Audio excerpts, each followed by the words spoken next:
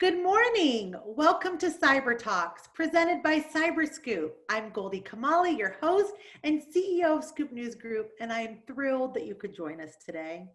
For the past 12 years, my team and I have been working closely with the White House on the top tech priorities of each administration, bringing the brightest people from government and tech together to collaborate, exchange best practices, and identify new ways to work together to achieve common goals. This week, my team and I are hosting our 6th Cyber Week, a week-long cybersecurity festival with over 50 community events happening this week. We also have some of the most prestigious cyber leaders in the country participating in CyberTalks this week. We have an incredible lineup for you every single day from 11 a.m. to 1 p.m. Eastern Time. Our speakers include C-level executives from the Executive Office of the President, Department of Defense, civilian agencies, the IC community, state and local leaders, members of Congress, as well as leaders from some of the largest tech companies in the world. Today on day one of CyberTalks, we'll be discussing our national cybersecurity strategy, election security, serving justice remotely, securing the cloud and how it can accelerate transformation, cybersecurity workforce and wellness, and ending stalkerware. The goal for today is that you learn something new and leave inspired to do something big. Please use the hashtag CyberTalks to participate in the discussion. I'd like to take a moment to thank our diamond sponsors, Accenture, AWS, Cisco, Dell Technologies, Fortinet, Google Cloud, IBM, Intel, Leidos, Lumen, McAfee and Carahsoft, Microsoft, Okta, Raytheon Intelligence and Space, Veritas, VMware and Carbon Black, and Yubico. Thank you for your support. With that, let's kick off our program. I'm thrilled to introduce our first speaker. Her keynote is called Government Goes Digital, Ensuring Resilience and Security. She's the Deputy CIO in the Executive Office of the President and a dear friend of mine. Welcome, Maria Roat.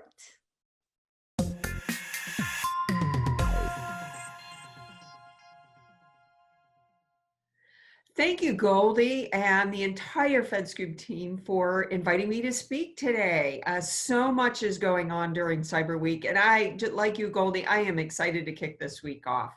The federal government is working at never before experienced levels of telework, volume, scope of activities, and most importantly, we are sustaining performance. We scaled, we used, and we continue to use technology in these unprecedented times to meet our mission. Investments over the last several years in cybersecurity, modern infrastructure, zero trust networks, even microservices, and the flexibility and scalability that cloud-based solutions afforded us, it gave us the ability to securely configure commercial platforms with reusable services. Cybersecurity is and will remain front and center. It is one of the foundations of a 21st century technology capability. Cyber innovation and data management investments are surging, and cyber attacks are becoming more common, and cybersecurity even more critical as the government develops and delivers services digitally. Throughout the pandemic, investments in cybersecurity paid dividends against the threat vectors, including phishing, scams, malicious emails, and this included identifying identities misusing department agencies' brandings to confuse our customers and imperson agency and department officials in social media. Artificial intelligence capabilities and cloud-based tools, they sift through large amounts of data, and they're augmenting analysts and helping cybersecurity professionals respond to threats, prioritize alerts, and reduce the signal-to-noise ratio from legitimate events. AI is good at adapting and responding to ever-changing threat vectors and those environments. Data security and authenticated and authoritative data is foundational to any data intelligence capability. Improved data intelligence requires that data is more easily accessible, be of high quality, and overseen by a workforce with the skills and knowledge of agency mission to ask insightful questions of the data. The CDM program, for example, aims to increase visibility to the government cybersecurity posture by turning data into information and insights. And that workforce with those skills and the knowledge and abilities of that agency's mission really are able to use that data and information, turn that into insights through the use of those AI and those tools. The pandemic highlighted the demand for shared and cross-government data sharing capabilities. That data sharing, data consistency, interoperability for documents, collaboration, and just overall information sharing horizontally and vertically at all levels of government, including through our states and our local partners. The cloud greatly expanded agencies' ability to support the terabytes of data collection, data warehouses, without investing in hardware. But secure interoperability of data between systems becomes table stakes. We must prevent and deter unauthorized access to sensitive information, yet enable data accountability. Privacy, security, and data sharing often to be in tension with one another, and we need to set a common secure standard for data sharing within and across government to strike a balance. For citizens, privacy and ownership concerns around data collection will necessitate more secure management of an individual's digital identity. And digital identities will soon become the norm, and we must be prepared to support the increased demand for new and improved digital identity management solutions to mitigate identity fraud and quickly verify identity for government services and government benefits. Digital transformation is not a one-off activity and requires sustained long-term investments and ensure that security is built in, not bolted on.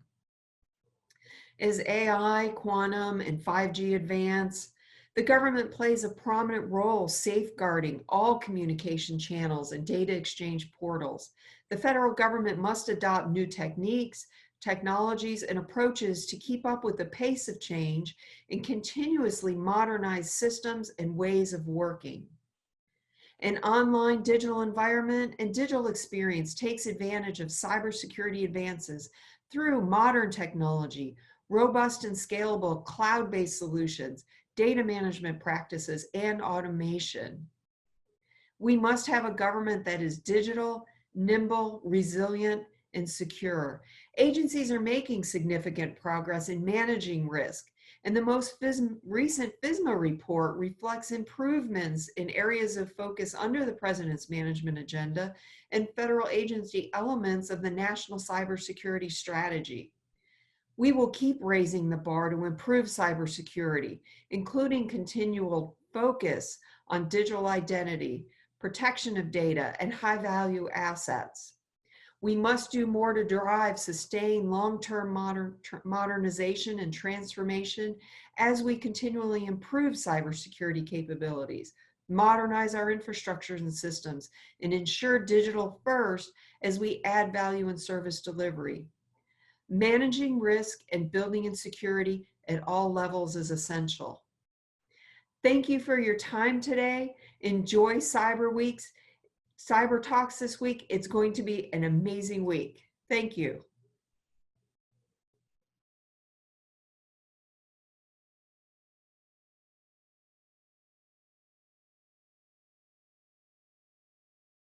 Coming up next. Hello, thank you for joining us today to discuss cybersecurity and its workforce wellness during these times at CyberTalks. My name is Leslie Harlan, and I'm the Vice President for our Public Strategy and Business Development at Dell Technologies. And I'm pleased to be joined today by Josie DeGar, who's the Chief Information Security Officer for the National Institute of Health Center for Information Technology. Not only is she a cybersecurity leader, but also an expert in empowering her team and helping them overcome the challenges of the high pressure roles that we all face today. So thank you for joining us today, Josie. Thank you so much. I'm so thrilled to be here. Well, we're excited to have you as well. And you know, it's really impossible to ignore these unprecedented times that we're in, and then just the dramatic shift of all of us, being physically at work to now being remote. And we know with that remote workforce, there comes many security challenges with workers, being able to access different networks, and having their data moving across these networks and collaborating like never before. So when you look at your role, Josie, as a cybersecurity leader, what do you feel is the most important consideration for you at this point in time? Sure. So I think we've gotten to a stage pretty much across most organizations now where technically and technologically speaking, everyone seems to be doing a great job being connected and being able to work offline or remotely and wherever we are. However, there is a health and wellness challenge that comes with that as well. So, before you were able to walk between meetings, across the hallway or down the corridor, get your bathroom breaks in, being able to stand near the water cooler. And it seemed to be kind of a social thing to do, but it was also a part of your wellness. Having that social in-person connection, being able to stand and talk to someone, and just being able to get those few minutes in every hour, most of the time, to kind of disconnect technologically speaking, and then being able to connect from a personal level.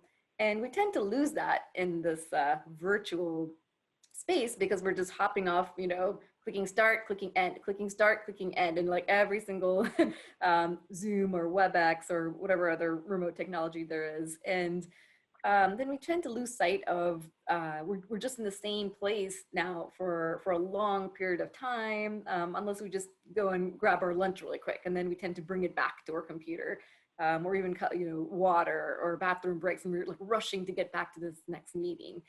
So as a cyber leader, but also as a holistic wellness expert, I found that we've gotten really good at optimizing our remote technology, and now we need to really start focusing on optimizing our own health and wellness, and using technology to serve us instead of it's a little bit working against us right now from a wellness perspective.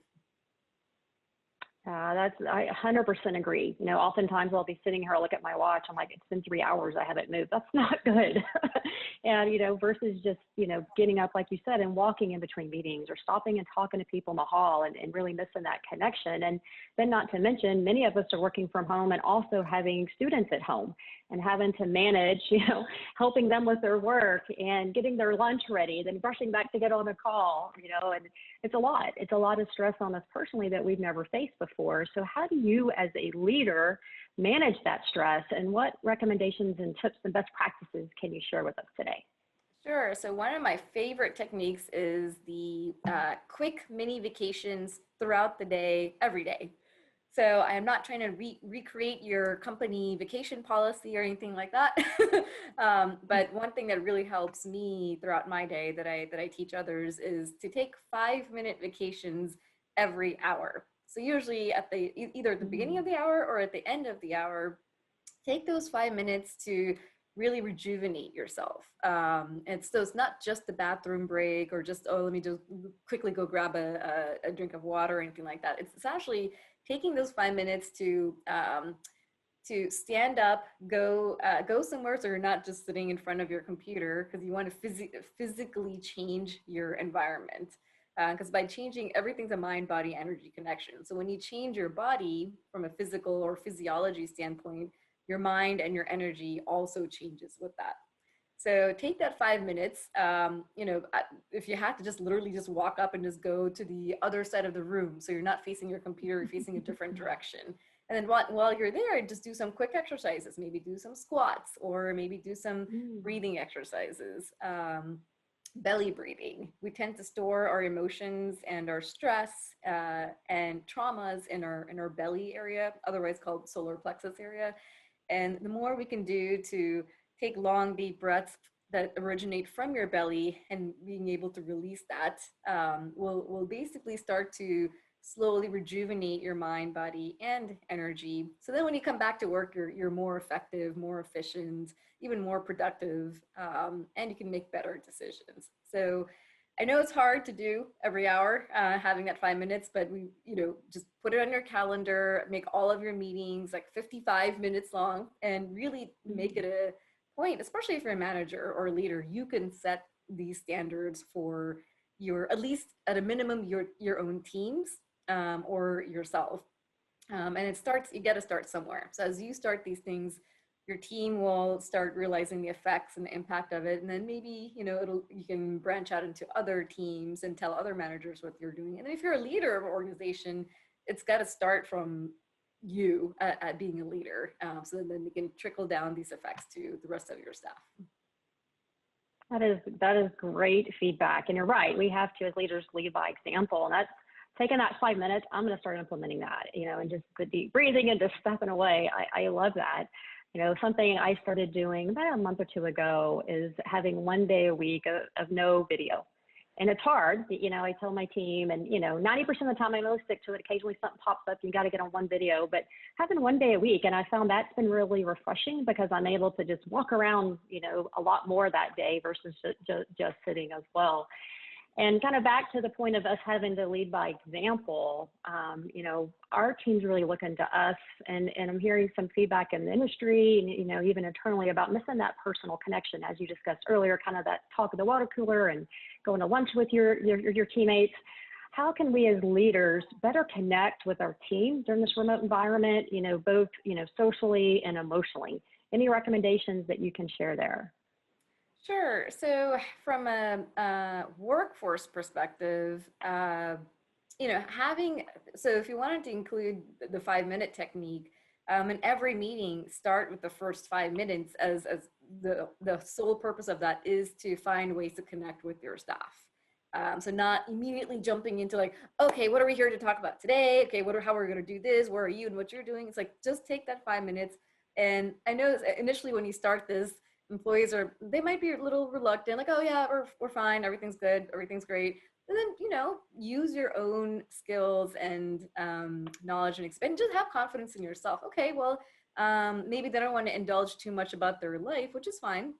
Maybe you start bringing out your own vulnerability, your own authenticity, maybe talk about what's going on in your life and how you're managing these chaotic times from an emotional and mental and psychological standpoint. Or, use another example, like, hey, I have this friend that's going through this and I'm really trying to help this friend out, and, start there. So the more you show your own vulnerability and authenticity to your workforce, little by little, they're like, oh, okay, this sounds like it's a safe space and a safe person to share our own inner struggles with, and then they might start opening it up. So if we could just take that 5 minutes, maybe during your one-on-one conversations, specifically, so they're more open.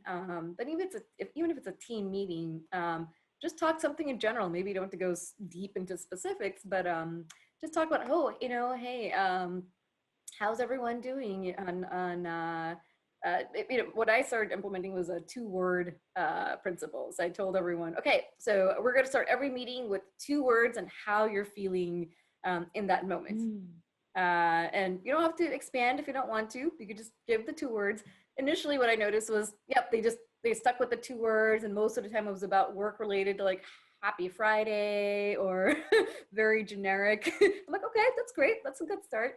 And then little by little, they started, getting a little bit deeper, like, well, tired and frustrated. I'm like, oh, okay, well, that's good feedback for you. So this person's already feeling not so great. So that's, as a manager, that's great feedback. And then little by little, they would actually start, expanding on that, tired and frustrated because, and then they would actually give, maybe something's going on in their personal life or something happened with their kids, or so, as a manager or as a leader that there's something happening in this part of their life that's for sure going to affect, how they show up to work. Especially when their workplace is in that setting that's causing them some disturbance. So then it's going to be up to you. Now you have options and choices. How do you want to, what are you going to do about that? So do you want to set up a separate meeting with that employee? Like, hey, would you like to tell me more? Like, how can and or just offer your, hey, I'm here to help, whatever you need. I can see there's something that you're struggling with, or something that's affecting you. So just offering your help and assistance, so they know you're there as a human being for them, not just as a boss or from a work setting. And for you yourself, you have to prioritize your own wellness and health, because if you didn't have your wellness and health, you wouldn't really be able to do anything else in your life anyway. And it comes to managing your energy. So a lot of people tell me like, oh, you have 3 kids, you have this full-time job, but then you have all of these, everything else that you're doing, you're writing books, you're giving, like, how do you have so much time? I'm like, well, everyone has a finite amount of time, but energy is infinite, or infinite, however you pronounce it. So it's all a question about how you manage your energy resources, and how you're able to deal or manage all the stress and chaos in your life, and harness that to actually replenish your energy resources, so that you have even more energy. And that's how you're able to manage so much more and become more efficient, more effective, and more productive. It's not really a time issue, it's an energy issue. That is great, outstanding feedback. I'm really taking away kind of 3 key things you said. So number 1, schedule 5 minutes. The first 5 minutes of your one-on-ones with your team, don't just jump into what's going on at work. Kind of pause and ask them, how are they doing? How are you really doing? How's the family, right? And just getting to reconnect with them at that personal level. And then second, the 2 words during the team meeting. I love that, just to get people to start talking about things outside, again, of just the core job, but how are they really doing? How are they feeling? And then as a leader, you can take that off in your next one-on-one and address that and have those conversations with your team. And then third, your energy. I 100% agree with that, and I love that. So thank you for sharing that with us. So kind of the last question I'm going to ask you is more kind of shifting the gears and more related to what NIH is doing around cybersecurity awareness and the campaign that you all have going, really taking that end-to-end holistic security approach. So can you talk to us about what it is and why is it important, especially during these times? Sure. So we have a campaign for the Optimize NIH IT security, and I lead the People and Culture Working Group, where our goal was to embed cybersecurity into everyone's roles, not just the security team, not just IT, not just a CIO, to really bring the awareness to all of our stakeholder groups. So we have a pretty diverse list of stakeholder groups, and we have doctors, clinicians, nurses, researchers, scientists, and then the normal IT roles, with the system administrators and IT staff and security staff and executive leaders. So what we did was we came up with this campaign, and we really wanted to drive the importance of cyber safety, but also teach all of these different stakeholder groups what can they do and what role do they play in cyber safety. And a lot of times we noticed that they didn't feel that they played any role. So that was information for us. It wasn't like, oh my gosh, like how can they think that? It was like, okay, well, now we know where we start, where we need to start from, and then what do we need to do to actually embed this into your daily job. So just like the way I teach wellness, okay, we need to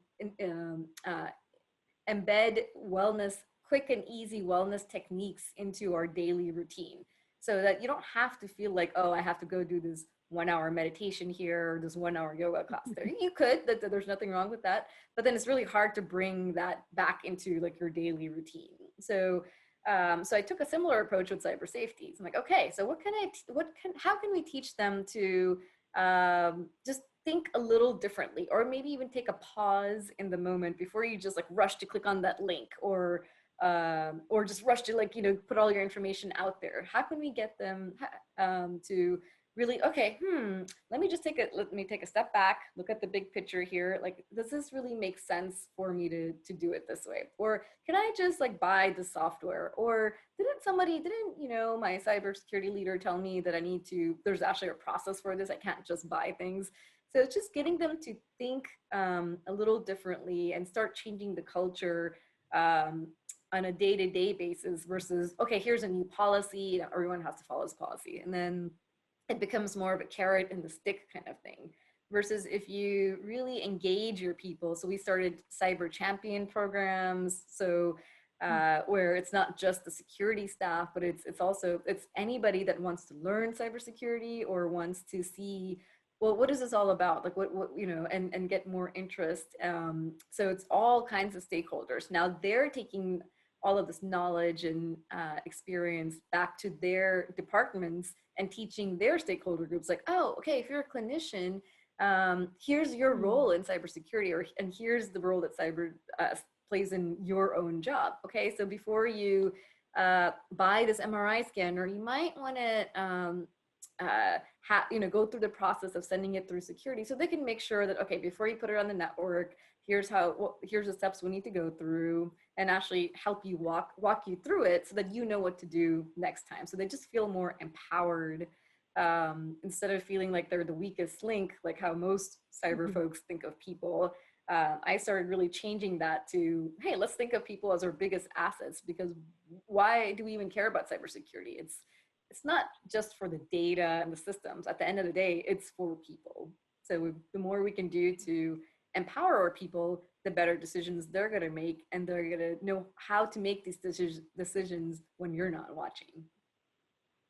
That's outstanding, and just love the people-centric approach and really taking it day by day, you know, and so that way it doesn't seem so overwhelming and so daunting. It's just part of your life. Like you mentioned, like you work out in the morning, you know, you try to eat healthy, do your yoga. It's just part of that daily routine. And then love that you train your key stakeholders to then take it back to their stakeholders.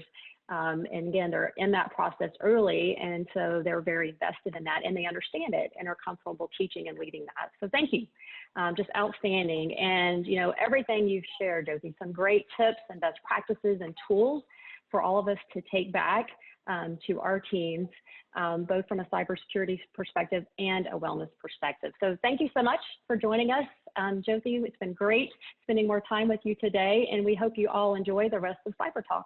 Have a good day. Thank you so much. The SNG Live Virtual Speaker Series is an opportunity to hear perspectives from today's most forward-thinking IT leaders from government and the tech industry on the most critical, timely, and pressing topics affecting government. These sessions are designed to be quick, deep dives into the topics defining this moment across the entire public sector. You'll hear from top C-suite decision makers and influencers on the front lines of transformation in the public and private sector. Be sure to tune in to the next SNG Live event, available to you live and on demand via sng.live. Coming up next. Hi there, I'm Shannon Vavra, and I'm a reporter for CyberScoop. And joining me today for CyberTalks is Eva Galperin, the Cybersecurity Director at the Electronic Frontier Foundation, and Chris Cox, the Executive Director at Operation Safe Escape. Today, we're here to talk about stalkerware. It's a pernicious kind of surveillance software that infects often people who are targets of domestic abuse and surveillance on digital devices that have some of our most sensitive communications, everything from our texts, phone calls, to information about our geolocation and our browser history. And as bad as stalkerware apps are and as pernicious as they are, they still persist. And I wanted to bring together Eva and Chris today, who are on the front lines dealing with stalkerware, to tell us the latest. Eva, I wonder if you could start us off and tell us a little bit about the anti-stalkerware coalition that you and Chris and several other organizations established last year. Why do we need this coalition against stalkerware, and what has been accomplished so far? All right, so the Coalition Against Stalkerware was founded more than a year ago. We started with 10 sort of founding members who were academics and people at NGOs and people working with people on the ground, directly with survivors of domestic abuse, and also security companies and AV companies. And the reason why we decided to all work together was that it turned out that AV companies were not very good at detecting stalkerware, in spite of the fact that antivirus is essentially made for find that program you don't want on your device, identify it and get rid of it. So it turned out that there had been sort of a lack of political will to expand that, that definition out to include stalkerware. And that was something that we've made a lot of progress on in the last year or so. We've also expanded the coalition. The coalition now includes more than 20 organizations, and it includes organizations worldwide. So we're not just looking at stalkerware in North America or in the United States, or even in sort of like the global rich countries. We're really looking at fixing this problem worldwide. Now, tell us a little bit about how you and the organization approach managing detections and how disparate the data is that all of these antivirus companies can pull together on different stalkerware use around the world.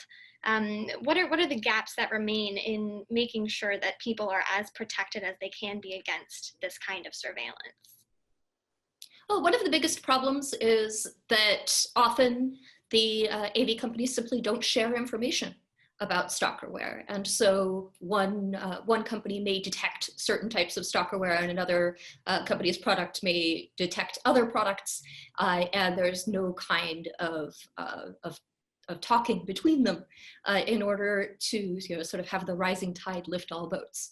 And that's one of the things that that the Coalition Against Stalkerware has gone a long way towards mitigating. And now we have companies who share data with each other, so that every time one company manages to identify the latest in stalkerware, everyone gets to benefit. And I wonder if you may not have data right in front of you, but could you tell us a little bit about any results or progress that you've seen in the last year? Are people less targeted by stalkerware since the coalition was founded? Are detections up?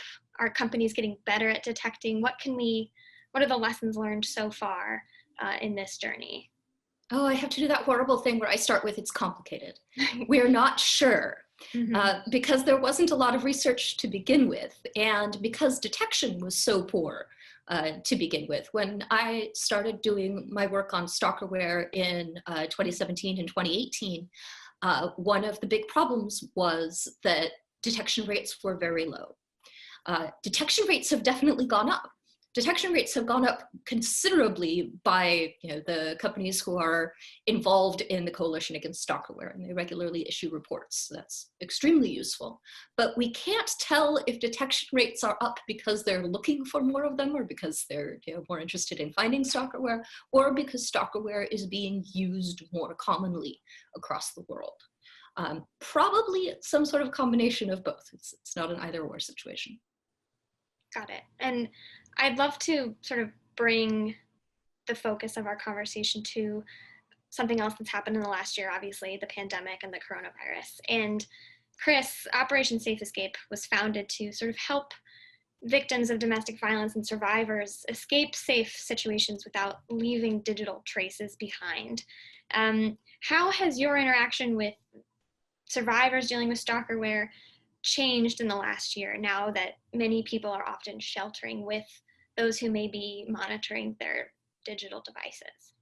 Well, absolutely. One thing that's become much more of a challenge is that now that people are kind of sheltering in place and workplaces have been closing and hours have been cut, is not only increasing the amount of contact between the individual and the offender, but you're also increasing the stress level. You're increasing the risk involved in the circumstances, because tempers are high. People are locked in together. They're stressed about money, stressed about work.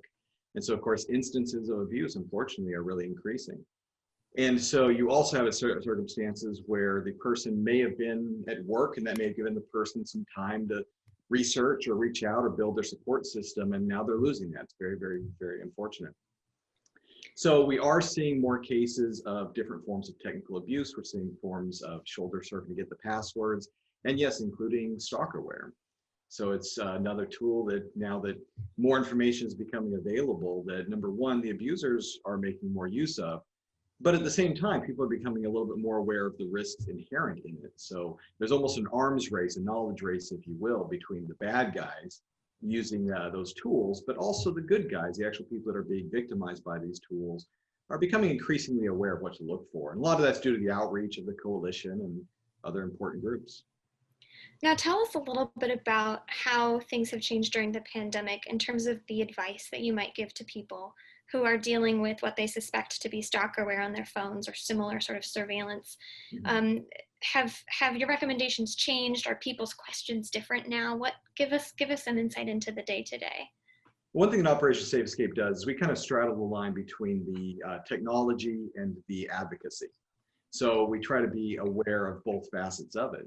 And one thing that is often the technology answer, one thing that's often the security answer, is that when you find some malicious software on your device or malicious programs, you remove it as quickly as you can so that you can get your device back to pure working order. But of course, one thing that Operation Safe Escape and the coalition has been advocating is that that's not always the right answer from a security perspective. So or from a safety perspective, really. So if the person removes— And could you explain why that is? What is it about stalkerware that makes it so difficult to either remove or why it makes it unsafe to tamper with? Sure. So it's often very easy to remove technically, but at the same time, it's being monitored. So the person that installed it, the person that's doing the monitoring, they know when the device, when they suddenly lose the feed, when they lose the connection. And so that may give the person an indication that they've been found out, or that there may be a change coming up, and that can increase the risk because they're if they feel they're losing control of the situation, they can react in an unpredictable way. Those are often the circumstances under which you see the abuser escalate violence. Right.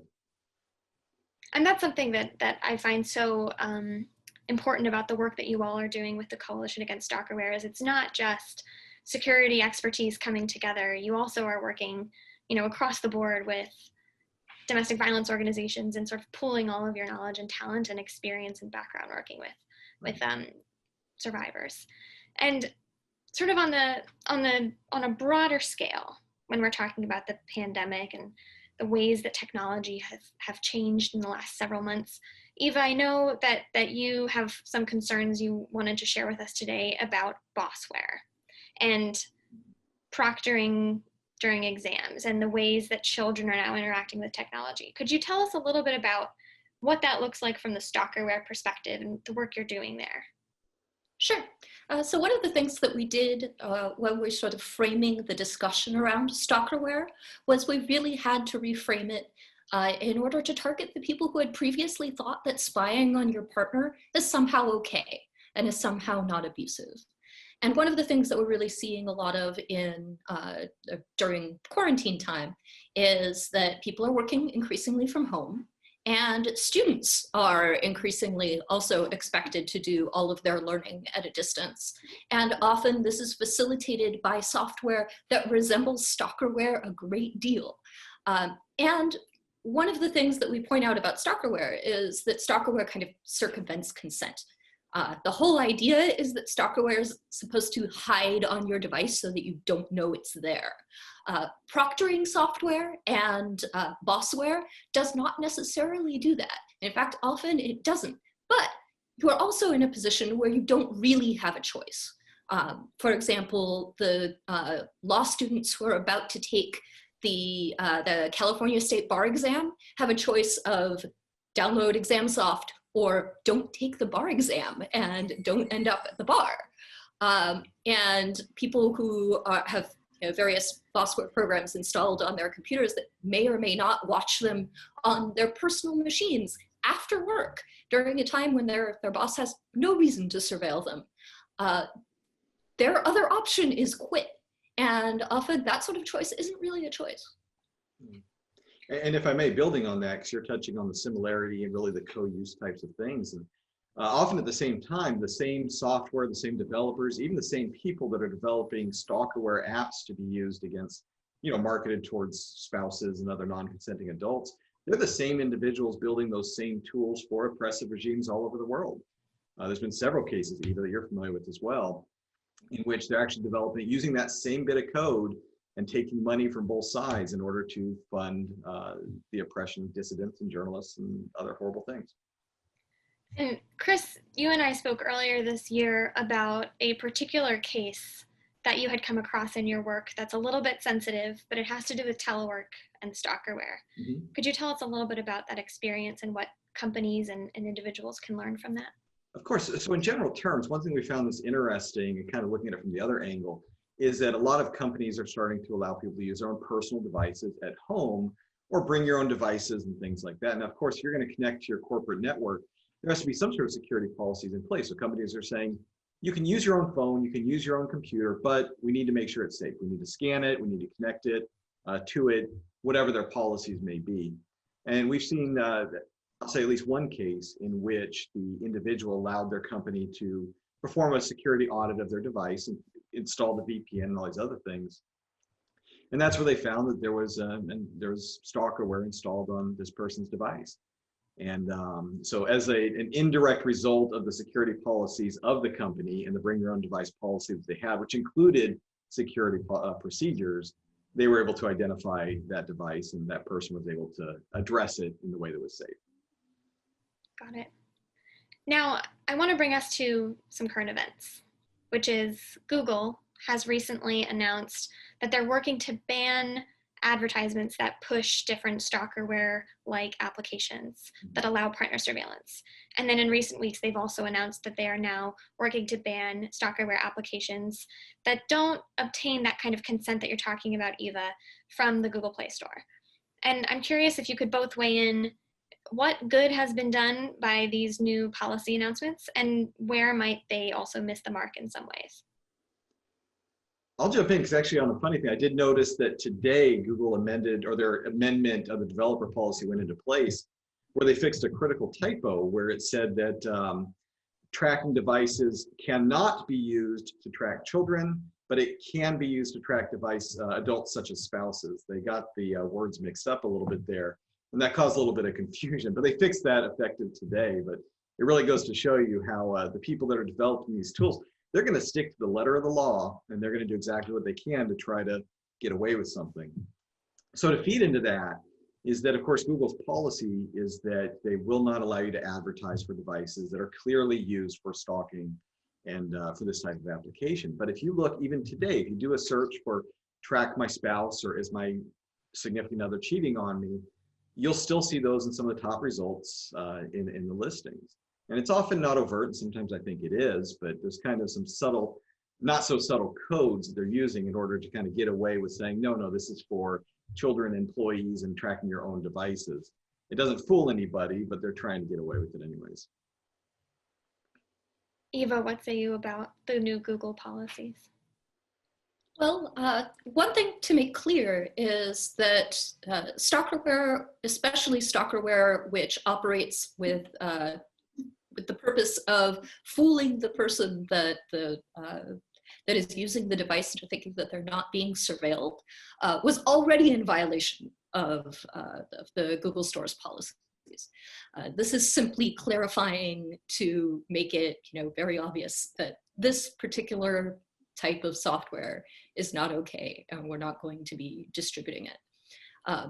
One of the ways in which the Google Play Store is different from the Apple walled garden is that you can download things from other stores. It's not just the store which is controlled by Google. And so while this does sort of shut down the main source of stalkerware, what we see is that stalkerware simply becomes downloadable from other stores or directly from the website. So this only slows them down a little bit. But yeah, and anything that increases the level of difficulty is a good thing. You're right, it doesn't solve the problem as a whole, but taking it off the platforms does help. And it's a very good point about that it's already been in violation. I think the similar thing is that not only the advertising, not only the availability, but also really the payment processors. There's some payment processors where they won't sell certain adult services, but you can spy on certain adults without them knowing about it. There used to be really kind of a high level of difficulty to install stalkerware tools. You had to know where to get it, you had to know how to install it, you had to figure out this whole cryptocurrency thing to pay for it. And we've just made it really, really easy because there's a profit motive. And I think something you're both touching on is maybe there are policies that can be issued from different app stores, but it seems like those developers who are going to make a buck off of stalkerware may just continue for the time being. But from sort of the legal perspective, I'm curious what you think can be done to hold developers and perpetrators accountable who use stalkerware. Have we seen any strong showing that there's a legal case to be made against these nefarious actors? There have been some legal cases against these actors, but I'm also really careful whenever anyone says there ought to be a law. For one thing, because a lot of laws already exist. These stalkerware companies are frequently already breaking laws. By purchasing the stalkerware and using it to harass someone or covertly surveil them, the user is almost certainly breaking a variety of laws. So the problem is not lack of legislation, it's lack of political will and lack of understanding on the part of law enforcement for how to gather this data and properly prosecute people who engage in this kind of behavior. And to some extent, it's even an understanding that this kind of behavior is somehow okay and that it's socially acceptable. And that's really one of the things that the Coalition Against Stalkerware has moved very hard to fight against. We want to change the way in which people talk about these apps and talk about spying on their spouses as somehow socially acceptable. And now, Eva, you recently had an interesting conversation with a senior US government official at the FTC. Tell us a little bit about that. Sure. So one of the things that I do in my sort of typical talk on stalkerware is I talk a little bit about what the FTC has done so far to crack down on stalkerware companies. And the most recent action that the FTC has taken was an action against a company called RetinaX. And RetinaX not only made stalkerware, but they didn't do a very good job. And so the FTC fined them and entered into a deal with them, largely because the company had a number of data breaches. And the message that I have gotten from inside of the FTC is that they would like to take more action against stalkerware, and they would like to do it on the basis of they're making stalkerware and not the fact that they're making stalkerware poorly. Thank you. An important conversation to be had. Now we're nearing the end of our time here, but I wanted to leave us on a note talking about advice, the look ahead, what can be done about stalkerware. And I'm curious if both of you could share some final thoughts with our audience today. What still needs to be done? And for those who are listening who may think that they are being targeted by stalkerware right now, or who are really interested in preventing that from happening to themselves personally, what messages can you leave them with today? So I think on one hand, we really need to kind of hold ourselves and hold those around us accountable. If you look at any stalker, and many are being platform, that's great, but any stalkerware type app on a Play Store or any of the stores available, there's actual reviews where people are talking about how well it allowed them to spy on their boyfriend, girlfriend, significant other. And that's the kind of thing that we really need to kind of hold each other against, and to say this is not okay behavior, this is not something that we can be doing. And at the same time, we all need to take steps to kind of normalize protecting ourselves. Sudden changes aren't always good. If you're making sudden changes after you have suspicion that you're being tracked, that may naturally alert someone who may be tracking your device. But so keeping your devices, your computers, your phones patched, updated, a good security suite, a good antivirus suite that's watching for those things is good, because then of course, should there be any changes, you'll be aware of it and you can take certain steps after that point. It's really important to kind of understand your own threat model and say, what's safe for me? If this is detected, am I safe to remove it? Do I have a safe place to go? And if there's any question, or if there's anything that anyone needs some assistance with, you can always reach out to Operation Safe Escape through safeescape.org, or also through the Coalition Against Stalkerware, which is stopstalkerware.org. I'd just like to note with that, it's really important to make sure you're doing that from a safe device, to go to a library, a trusted friend's house. And that way, if your devices are compromised, you can get some help without having that known. Thank you. Eva, do you have any final words? Sure. So there are plenty of things left to do. For example, I don't think we're ever going to be done with awareness raising. Just getting past that bit is very hard. but beyond awareness raising, definitely changing the ways in which AV companies view stalkerware, changing the ways in which the people who control the app platforms view stalkerware, changing the advertising, changing the way the FTC deals with it, and most importantly, changing the conversation that we have about stalkerware to a point where no one would ever leave a review saying, oh, this thing really allowed me to spy on my spouse really well, plus, plus. We obviously have a lot of work left to do, and it goes without saying thank you both for working so much on this issue. It means a lot to people who may not be interested in sharing publicly how much it matters. So thank you both for joining us today, and I hope you all enjoy the rest of CyberTalks. Thank you. Thank you.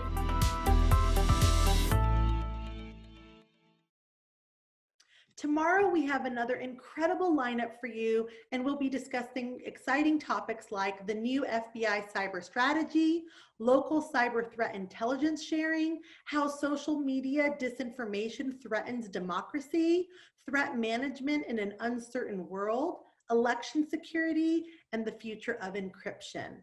I'd like to take a moment to thank our diamond sponsors again for their support: Accenture, AWS, Cisco, Dell Technologies, Fortinet, Google Cloud, IBM, Intel, Leidos, Lumen Technologies, McAfee and Carahsoft, Microsoft, Okta, Raytheon Intelligence and Space, Veritas, VMware, Carbon Black, and Yubico. See you tomorrow at 11 a.m. Eastern Time for day 2 of CyberTalks. Thank you.